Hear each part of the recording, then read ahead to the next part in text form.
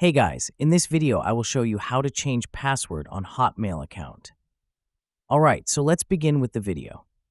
First, open up your preferred web browser and head over to Outlook's official site. After successfully logging in, you'll find yourself at the main Outlook interface where your emails reside. Here, look towards the upper right corner of the screen where you'll see your profile icon. Click on this icon and a drop-down menu will appear, offering several options. From these, choose My Profile. This selection will take you directly to your Microsoft account profile settings page. Once you're on the profile page, look for an option that reads Change Password.